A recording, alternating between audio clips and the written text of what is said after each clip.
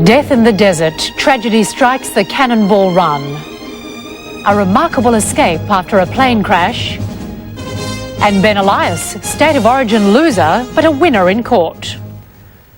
Good evening. Tragedy on the Northern Territory's Cannonball Run today as 4 people died in a high-speed crash. A Japanese-entered Ferrari ran out of control on a bend, smashing into 2 officials. The race continued, but safety experts tonight are demanding its cancellation.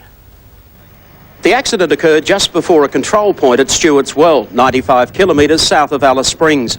Cannonball leader Akihiro Kabe lost control of his Ferrari F40 on the exit to a sweeping right-hander. The car left the road, slamming into officials and into 2 parked cars. Kabe was killed instantly. His co-driver, Takashi Okano, died shortly after at the scene, as did 2 race officials.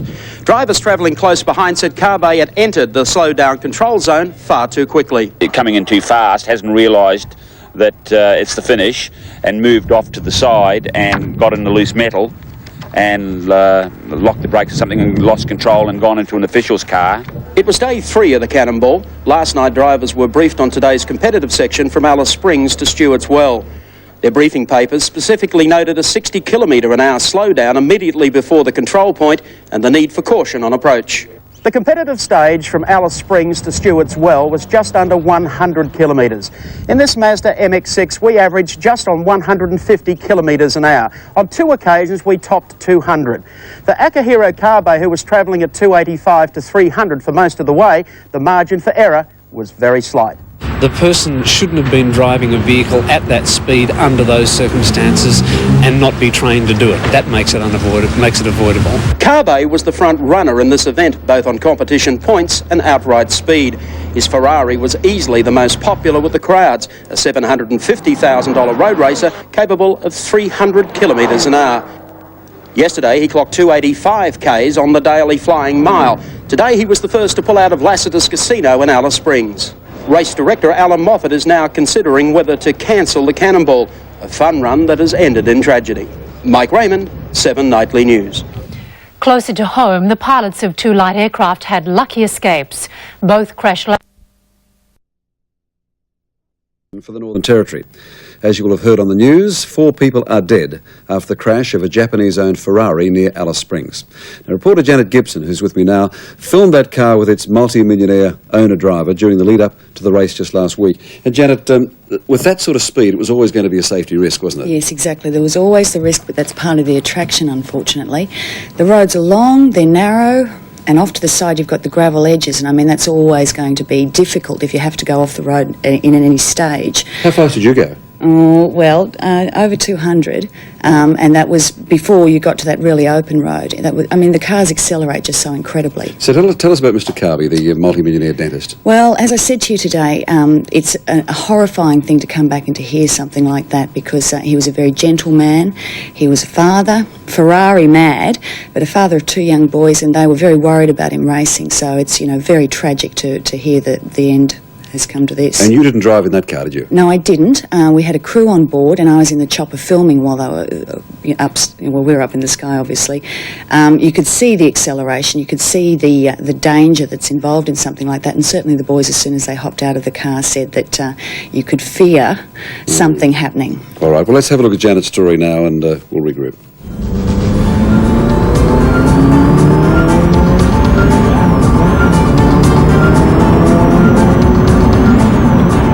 Aware from the beginning that a Ferrari owner is not necessarily a Ferrari driver.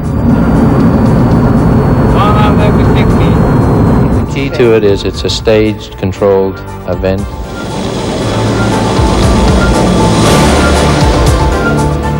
The speeds have been designed to keep it at a respectable level. If the cars are reliable and the drivers are half with it, then they will easily achieve the objectives. Those objectives, according to race organiser Alan Moffat, were not primarily to set any sort of land speed records during the course of the 6-day event. Rather, he said what he most wanted was to see all 140 competitors at the finish line safe and sound. This morning's events have denied that.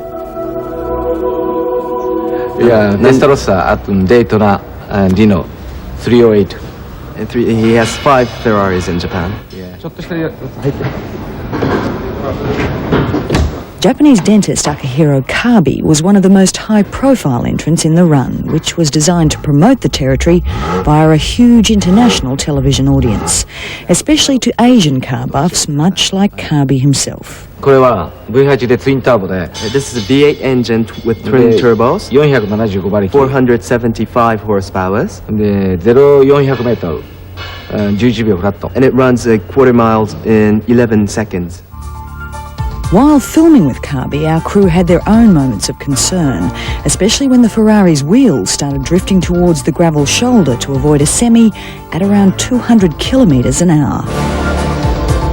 Today, after having just completed one of the flying mile sections of the run, the special edition Ferrari F40 left the road, killing Kabi, his co-driver who was behind the wheel, and 2 local race officials.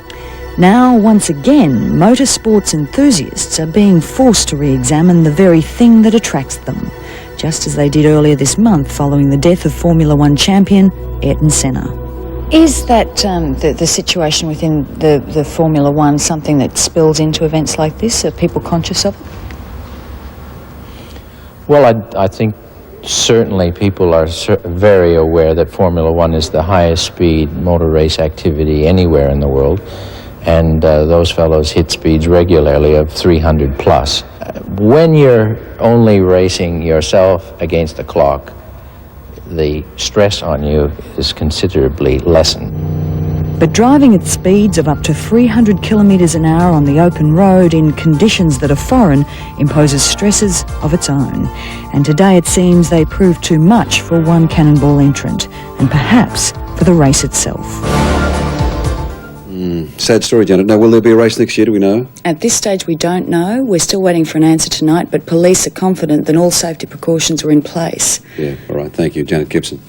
Now the story of a shooting that happened way back in 1983, but a story where the truth has only now been revealed. For years, Michael Manzion was shunned by people he grew up with in a small town in northern New South Wales. He'd taken the blame for shooting his young brother, putting him in a wheelchair for life. With Ham, right? So really, this is... At the same time, the wives of the 2 Japanese competitors killed in Tuesday's tragic crash arrived to claim their bodies. Cannonball organiser Alan Moffat met members of the Japanese families at Alice Springs Airport. Relatives will not be interviewed under any circumstances until they have their feet on the ground. They positively understand exactly what has happened, and we're assisting them with that request. They'd arrived to claim the bodies of Akihiro Kabi and Takashi Akano, killed when their $750,000 Ferrari crashed on Tuesday. Also killed were Cannonball officials Tim Linklater and Keith Pritchard. 105 participants left Uluru early today for the 950k run to Tennant Creek under the watchful eye of the law. The smash prompted a 180 km/h speed restriction on competitors. Too slow. We could have read the Courier Mail on the way through. It's hopeless. It's a little bit frustrating because these cars are capable of much higher speeds, so we're finding it a little bit boring. Some have shown their frustration on the daily closed road flying mile sections by failing to slow down. Some of them aren't braking as much as they should be. We'll be reporting the infringement and they'll lose race points. Despite this, many drivers have expressed the wish to return for a second Australian Cannonball Run next year. Sean Flannery, 10 News. Well, that's some of the latest high-tech in our motoring world, but where will we be in a few years? 80 kilometres an hour is now in place, enforced by police on the run. On the way through. New opposition leader Alexander Downer. But for event director Alan Moffat, a sombre duty to greet relatives of Japanese crash victims Akihiro Kabe and Takeshi Okano at Alice Springs Airport. The crash of the Ferrari F40 at Stewart's Well on Tuesday is the subject of a full police and coronial inquiry.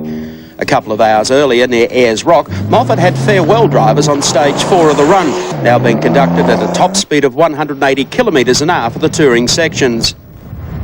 The lower speed made for a safe run but angered many competitors because other road users had no such restrictions placed on them. The locals were allowed to go faster than what we were able to go today. The Flying Mile was won by Goondiwindi Commodore driver Dennis Smith, who topped 241 kilometres an hour, while Sydney Porsche driver Ron Conrad holds a slender 5-point lead over the Honda NSX of Perth's Justin Trevette and Frank Purdy of Brisbane in a Porsche 944. The only drama of the day involved Porsche driver Dr. Bill Anseline, who lost his keys and missed the start. The controversial Cannonball concludes tomorrow in Darwin. Mike Raymond, 7 Nightly News. At least one Australian has... that uses public roads. Targa Tasmania is one other. We're going to take your calls after 8:30, but first to our guest this morning, former touring car and rally champion, as I recall, Bathurst winner as well, Colin Bond. Good morning to you. Morning, Steve. Now, the Cannonball Run ends in Darwin today. Right. Should there be another one? Well, personally, it's not an event I would go and compete in. Why? Well, I think it'd be very boring, actually, because it's just a run from Darwin down to Ayers Rock and back again on a road which is pretty straight.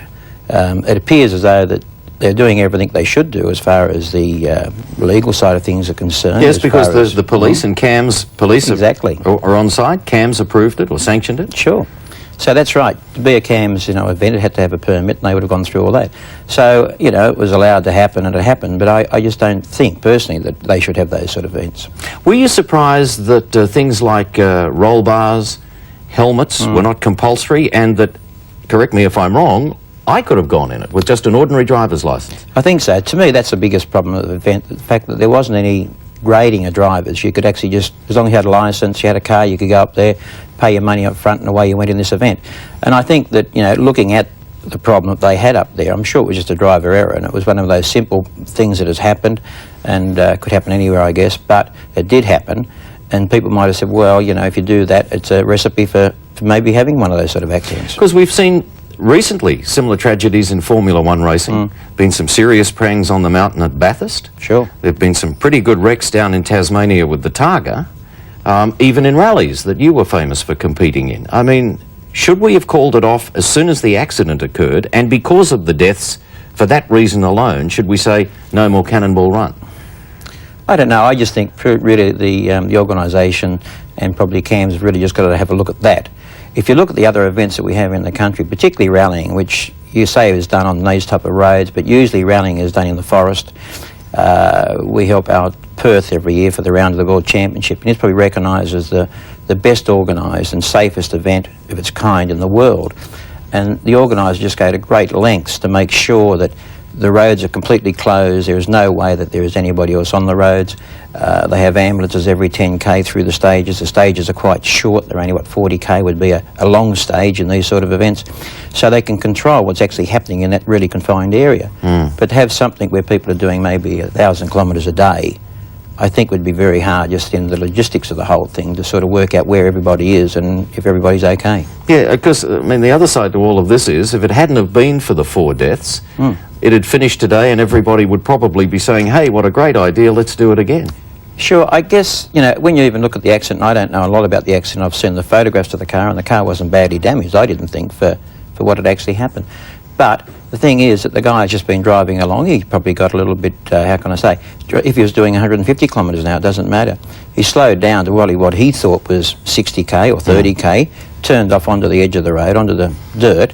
He may have still been doing 80k, but he thought he was going slower, put the brakes on, and the car didn't stop, and he just ran into the 2 people who were standing by the car, and that was the problem there, that they were killed just because they were outside the vehicle. All right, well, listen, sit tight. Okay. We'll drop the green flag after 8:30 and take calls from our viewers. Thank you. Thanks, Colin.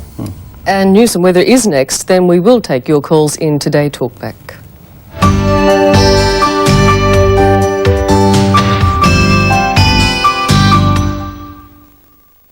8:30 Sunday. Treacheries everywhere. Motion Picture's greatest saga. I said, oh, well, maybe the officials should have been behind the parked cars so that if something did happen, they would have been okay. And if the people in the Ferrari were in crash helmets, for argument's sake, they might have been okay. We still don't quite know exactly what happened there. But I think he's right in that respect. It could happen. As I said before, the only thing that worried me about the event was the amount of distance they were travelling each day, and the fact that how do you sort of make sure that all the people over that distance can be looked after if there is a problem. That's my biggest problem with the event. All right, we have Yaminta from Wagga. should be able to, like, run through our bushes going at horrendous speeds. If they want to prove their masculinity and drive fast, they should go to Eastern Creek and do it. Of course, there are women who rally drive as well, you know. Oh, well, they're obviously silly. Colin? So, Well, I don't know about that. I think that what she was talking to is like the proper rallies where we do go through the trees. In that situation, the roads are closed completely to anybody else, so nobody can get onto them except the people competing. They're usually done in areas, forestry areas, which normally a person can't get into anyhow.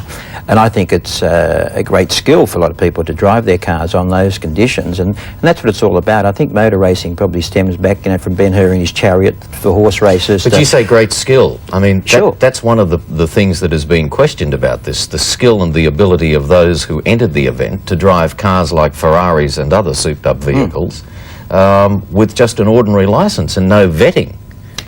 True, and I think that's the difference. If you went to a motor race, you can't just go and buy a car and go to a motor race with a normal licence. You have to have a racing licence. It takes a bit of skill to get it in the first place. Then you become a provisional licence holder and you've got to compete at 3 other events before you can even run in a major race meeting, say at Bathurst and so on. So there's a bit of vetting that way, and I guess that's one of the other problems, but they did what was allowed. I mean, anybody could get off a plane in Darwin, hire a motor car tomorrow and do the same thing. All right, well, talking of Darwin, that's where it all finishes this morning.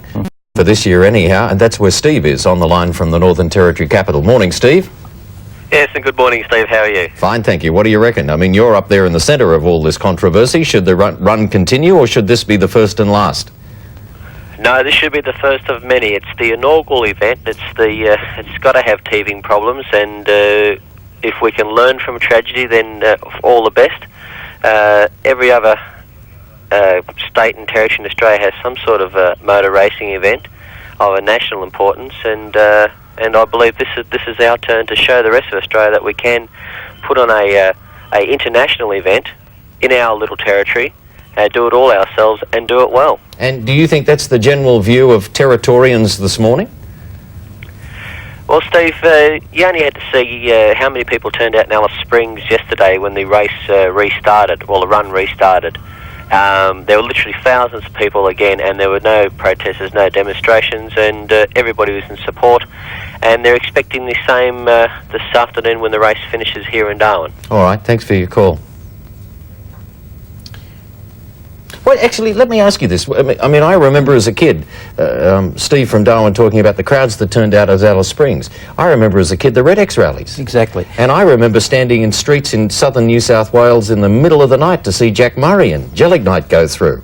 What's the difference? Well, that's true, and I think that round Australia rallies, and you go back to the Red X, and I think they were the things that got me interested in motorsport when I was a boy. They virtually just drove around Highway 1 in those days, and it was a nightmare. It was a feat to actually drive around Highway 1. And I guess that was the difference in those days. The event was just getting through. It wasn't who was the fastest, who was the best driver. It was just actually getting the cars around Australia. And I think he's right. Looking in hindsight, that probably Northern Territory is probably one of the only areas where we don't have a permanent racetrack, for argument's sake. There's 14 permanent racetracks around Australia, and Northern Territory hasn't got one of them. Okay. Well, we'll take a break then. Cannonball Run is a formula for disaster and totally responsible by the organisers on 2 points. Firstly, as Colin would know, and I'm even surprised that the Confederation of Australian Motorsport would give a nod to such an event, when, as Colin knows, if at a racetrack, a pit crew is not even allowed to stand at the fence, concrete fence, when a race starts. They have to stand back.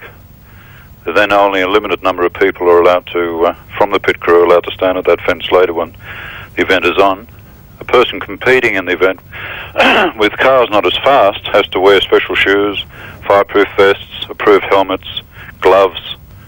You've now got a race where people are invited to come along with normal licenses. There's no special clothing. Tyres can be, I doubt that there's very much scrutiny done of tyres or of vehicles. There's no Armco fencing. It's open slather. They can go over 300 kilometres an hour, which some of the cars are capable of. Animals can come on the road. It can be all patches. I'm amazed that the organisers who put this event together did not 1 kilometre before the checkpoint reduce the speed limits as they do on some over these rallies to 60 kilometres an hour. And if you go over 60 kilometres an hour, you're immediately disqualified.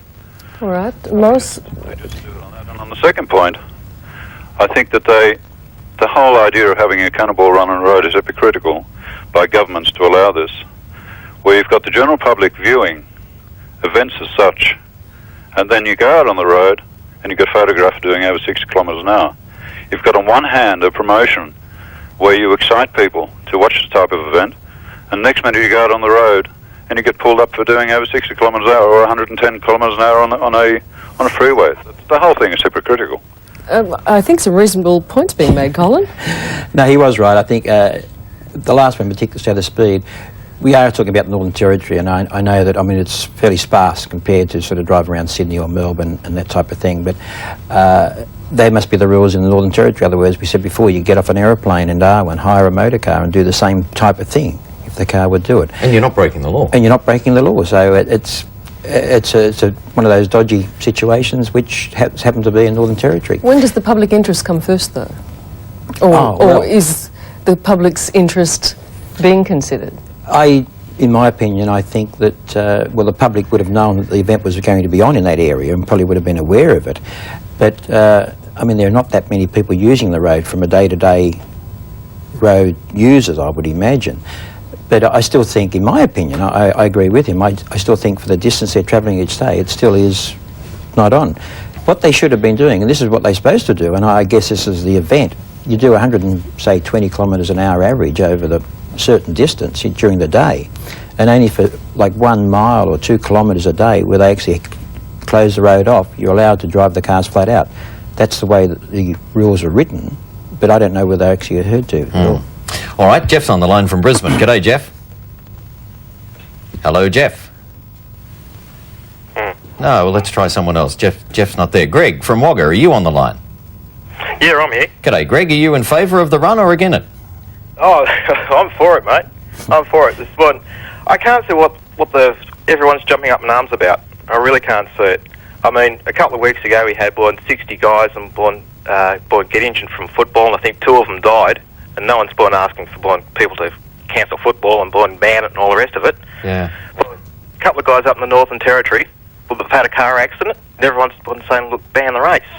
Now, the first race, it's you know, in anything you've always said, got teething problems and what have you. The next race, or the next Cannonball Run, I shouldn't be calling it a race, it's a run, should be better. You know, they'll learn from what's happened now. The next one will be better, it'll be improved, you know, better safety. You know, I can't see what all the problem's about. All right. Actually, I was just thinking while our friend from Wagga was making that point. I mean, I'm trying to remember what happened when they had that mass tragedy in the Northern Hemisphere in that big sailing race. Right. And even after the Sydney-Hobart. Sure. You know, where men were thrown into the sea and nearly lost their lives. You expect the calls to call it off, don't you? I guess you do, and I think, I mean, to me, it's just one of those events that it sort of gets the imagination of people somehow or other. And all sporting events have the same thing. I mean, skiers ski down glaciers, and you think, oh, that's got to be dangerous as well, when they could go down to Perisher Valley and have a nice skiing holiday. Or someone that swims in English Channel, where they could just jump in their own backyard and probably got a beautiful pool there. So there are events that happen, and people sort of, it gets their imagination going, and that's the only thing that's different about this particular event. All right. Well, that is all that we have time for in Talkback. We thank you all who have called. Which claimed 4 lives, organisers have yet to decide whether the event will be staged again. Drivers had a quick bite at Tennant Creek this morning before their cars ate up the last miles to Darwin. I think they're going to have one of the most enjoyable runs back. Out on the road, the speed limit was still 180 kilometres an hour, but it didn't stop a first-place tussle, eventually won by the Strathfield Car Radio Porsche. After a week of competition, the difference was just 2 points. Very, very close. Unbelievably close. You wouldn't have expected it, but that's how motorsport is. The Cannonballers were then marshalled for the final parade, the honour of leading given to the cars owned by the officials killed in Tuesday's tragedy, Tim Linklater and Keith Pritchard.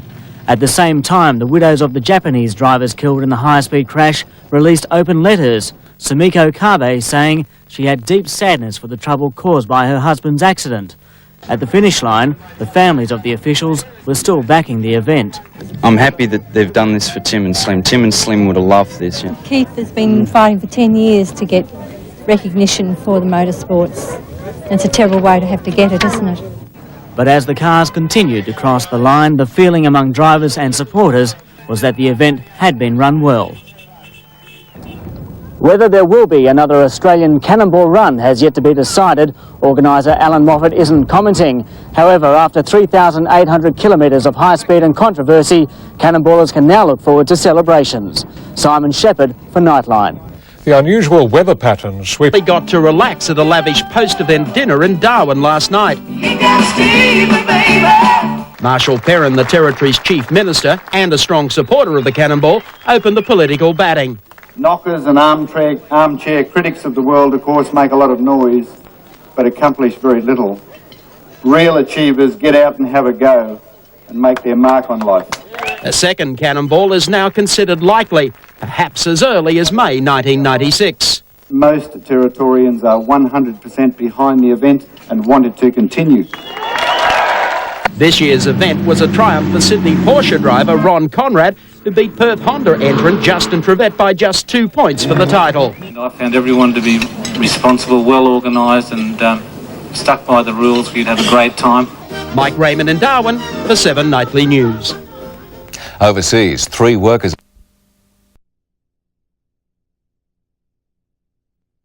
killing himself and 3 others.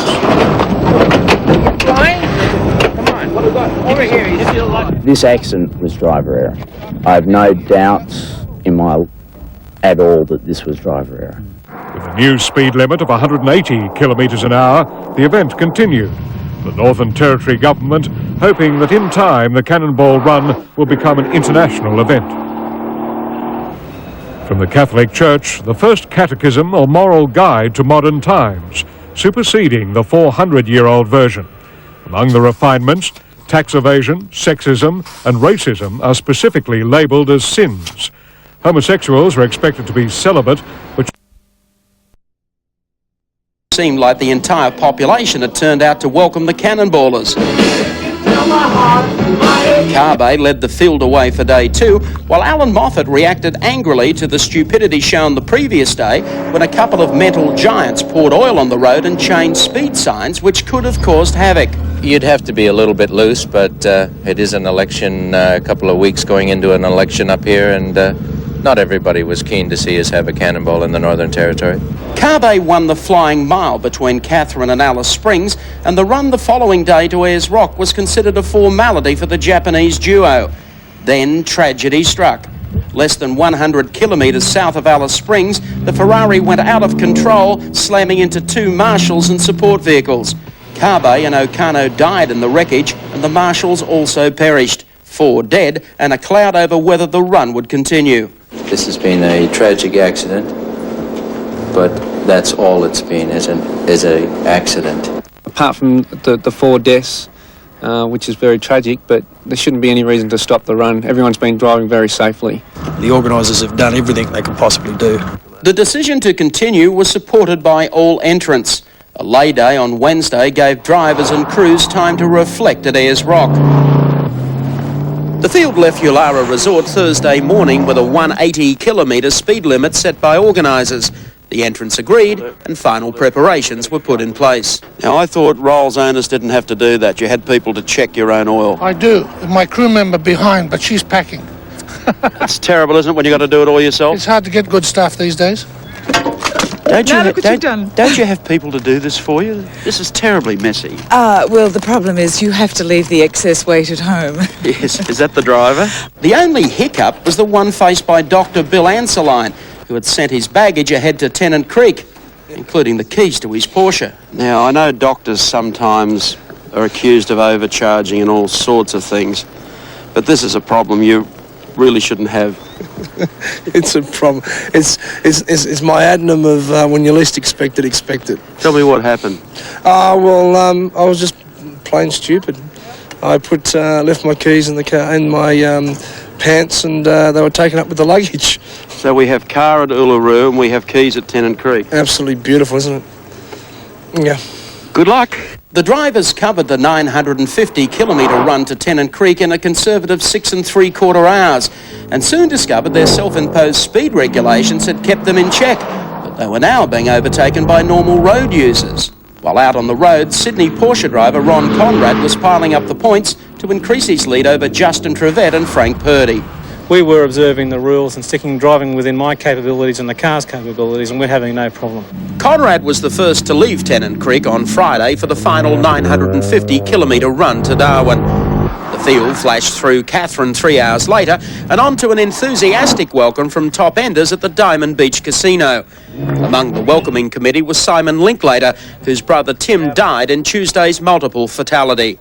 I think it's disgusting, you know, you don't use these sort of things as political platforms or, you know, there's 100 knockers and 100,000 people supporting it.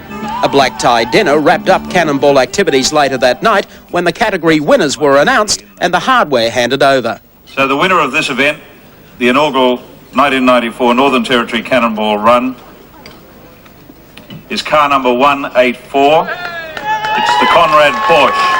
Could you please come up and collect your trophy? I was overwhelmed at the response we got when we drove out of Darwin. The people were just fantastic. The whole event was fantastic and well organised. It's a tragedy about that accident, but it was an accident, and I found everyone to be responsible, well organised, and stuck by the rules. We'd have a great time. Mike Raymond in Darwin, reporting for Sports World. Highs and lows there from the Cannonball Run, and probably the most surprising thing that I read during the week was that the two widows of the Japanese drivers who were killed in that crash wrote to the Cannonball Run organisers and apologised for the incident. We'll take a break. French Open after this. We're going to talk to John Alexander. But so they wanted to go on a little longer.